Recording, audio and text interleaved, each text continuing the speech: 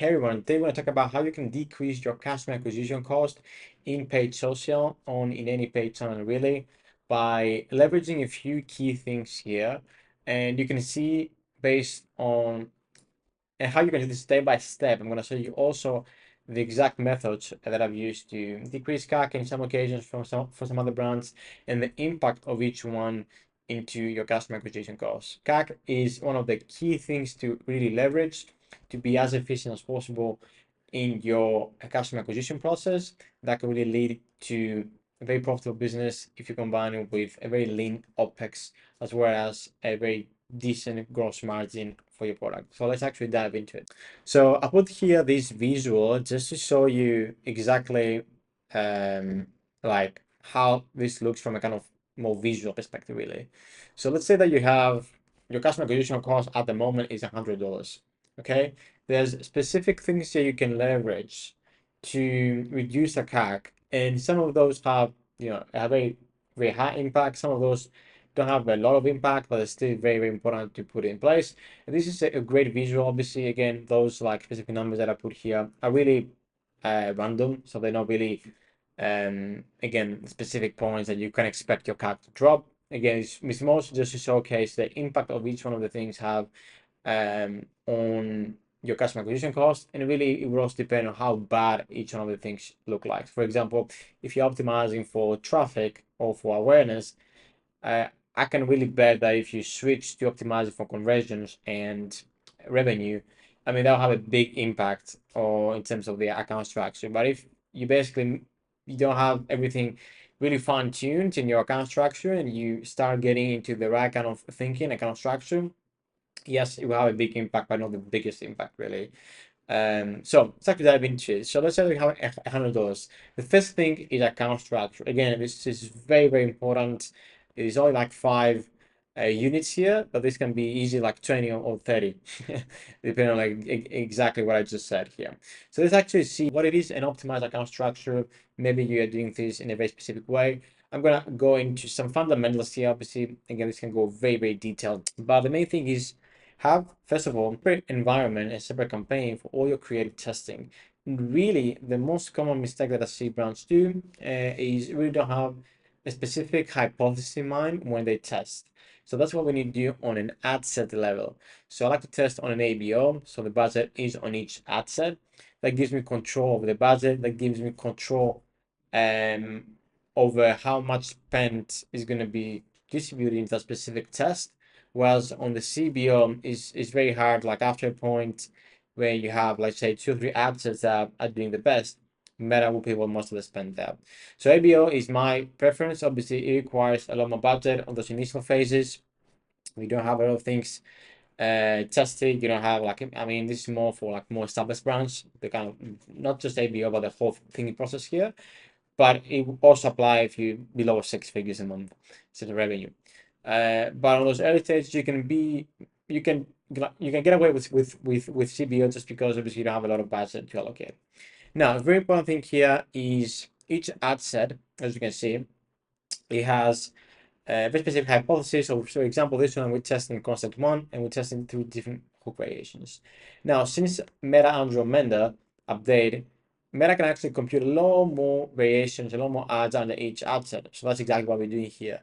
We also can test, another test that we do is basically have the same concept, but we have different headline variations, if it's a static, for example, or different model variations. And this can be up to 10, for example, 15 even on some occasions. So don't over segment your ad sets. Make sure you have a decent amount of variation. And if these fall under the same kind of grab bracket, the same concept, make sure you just put them here.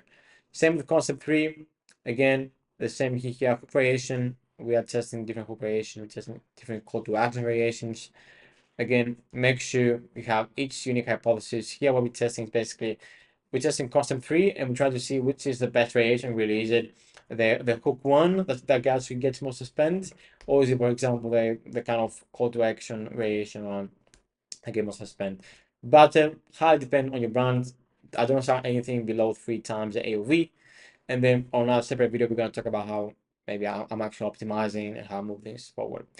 Now, this is your kind of creative testing campaign, super important. And then from a scaling perspective, also very important, is really, again, it will highly depend on your specific brand, because obviously some brands have a lot of products that they can push and they can advertise on Meta.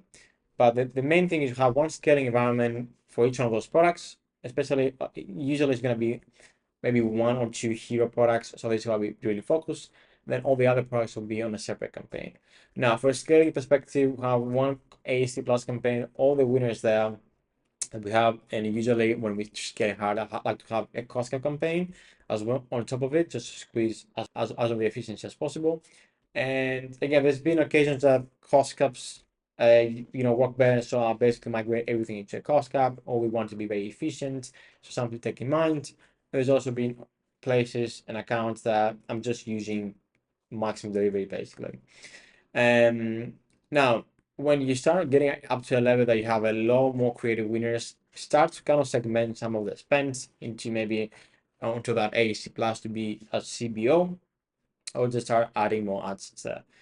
Very simple, as you can see. You don't need more like basically 3 or 4 campaigns to really run. You also need a retargeting campaign, which I haven't really put here. But again, that's how you really have an optimized account structure, because you have a specific process to create testing and scaling. Now, next one, creative diversity and volume. That's super key.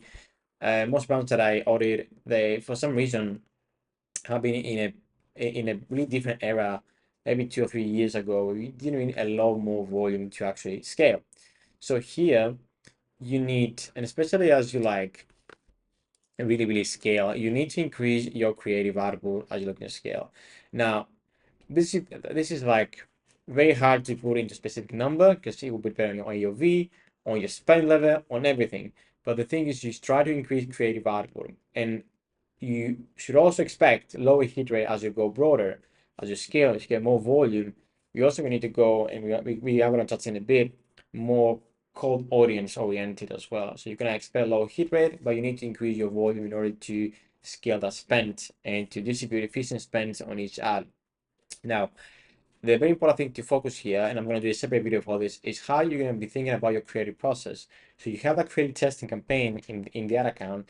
So you gather data every week, and you should sit down as a team every like Monday, Tuesday, whatever works there, and iterate each week. So you have some winners, you can try to do some hypothesis and get more iteration out of those existing winners, existing creatives, by the end of the week. And then on a more macro level, every 2 or 3 weeks, you need to also sit down and craft net new creative. So you can see every week you have new creatives here. And that's the process you should work towards to. Now, you also need to bring new creative styles. Super important with the recent update of Andromeda. Like I said, that it's not just that it actually supports more creative. We need to get different styles of creative to Meta.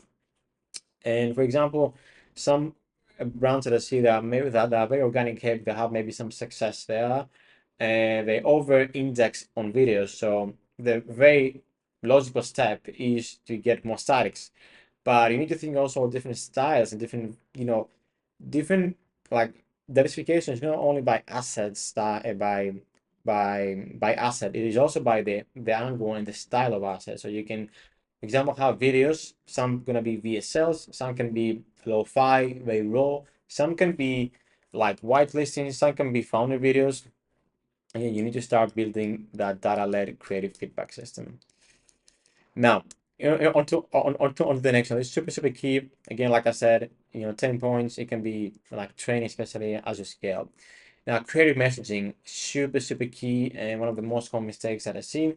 And again, this is something that is really neglected. Is your creative messaging as you scale. So let's say your brand is scaling, like spending maybe 2 or 3K a day, and you want to sell to 10K days. Now, there's no way that you're going to scale to 10K a day by focusing on the most aware, product aware UGC or sites that you've been found success so far. You need to start getting a bit more indirect. You need to start attracting colder audiences, solution aware, and problem unaware kind of audiences, where we need to really lead with stories, secrets, and more story-led driven kind of framework here, as well as like more so touching on the overlying or underlying anxieties or benefits. So you need to start expanding your messaging into more indirect stuff. And I'm gonna make again a separate video for the creative that goes into it. But this can be more like VSL, more founder story videos, more again story-driven framework. It doesn't really introduce the product from the first second, for example. It's still those other kind of segments still valuable, but you need to start getting into the next levels of messaging there, basically. Now, next is gonna be the offer, which is very, very key here. And what I like to do with some of my brands that I actually work with is really you need to first go into like your unit economics and start seeing obviously if with the current offer that you're basically offering people, can you actually scale? Because a very successful offer has three things. It has appeal at scale, so something that actually people want to buy at scale. Two is actually is very, very healthy from a kind of LTV perspective. So it's not just basically selling something that is not going to be valuable. It's not that we want to get products into people's hands that's not valuable. And we need to focus on the LTV. So it is things that they can actually buy at scale. They want to buy at scale, but it's also products that is not trust, not something that is not really valuable. And people can actually buy again. And the last but not least is gross margin. It's like, is it actually profitable as well? Can we maintain at scale our goal from a first product, from a first order profitability, or even the first order target that we have? Because obviously some businesses are okay to lose money in the first month. Again, you need to really dial that down. And again, as you scale, you need to start making different offers to mix things up as well. Like one of the easiest things that you can do is really start getting and like trading harder basically. So find the like marketing moments inside the year that you can even like with the same offer you can repackage it into like a more seasonal offer, or you can do for example a gift with purchase. Again, really align with marketing moments that you can really push the different offers. Again, some other things you can do: offer free shipping, raise the price, bundle some of the non-best sellers from other kind of categories. Maybe you offer with the bestseller. I had an example where we're selling protein as was that was a bestseller, and then pre-workout. So we're giving samples of pre-workout, and that really worked very well. Subscribe and save also very good. Again, all these can actually be very well oriented, but you need to sit down, see what you guys have, and see from an economic perspective if it actually makes sense. Now, next, definitely not least, is going to be post-click and landing page and checkout optimization, which is again very, very important. A lot of people just stay on the pre-click or things that you can optimize on the account, but most of the stuff is, as you can see, is not inside the account. So landing page, again, I put a couple notes here because obviously that's will be very, very independent and it needs a very specific video just to go through landing pages. But it's super, super surprising just to see how many brands don't have their product page optimized. They don't have there was an example recently that I just couldn't find the actual price of the product page. So make sure this is very clear on the call to action. The call to action is very clear. You make it easy for someone to click on the next step. You have social proof. Again, you also have gamified and the kind of checkout and product page focus. And also as you scale, you need to have specific landers to focus on alignment across the funnels. But you're talking about a specific persona, make sure you align this on post click as well. And for example, like one of the things, and I'm gonna touch together on the checkout process because again, it will hard depending on your brand. Some have obviously makes sense if it's like a customized meal plan or I don't know, a kind of accessory. Obviously, the checkout will be much larger than maybe like a normal two-step funnel. But even then, you need to really make sure, for example, that you're capturing information very early on. You know, really dragging that kind of checkout process because it's super, super key that we use initial checkout to purchase drop off. Now, for example, Java Coffee is a great one here, like in terms of like gamifying the product page, landing page, and having really nailed down that kind of post click. As you can see, the more you add, the more it kind of prompts you that you made the best deal. Again, and in that's how they basically get high AOVs, have great upselling opportunities here as well, social proof, and even the whole funnel here is really, really important. How do you want to, how Java is positioned as like, why you basically need that, and you have a very clear social proof, very clear kind of offers as you can see here, and it's a very kind of well built landing page. The same with Extra. Just show a different example. So you can see a lot of upselling opportunities to raise the AOV, that and kind of cross-selling opportunities. Again, as you can see, nice, very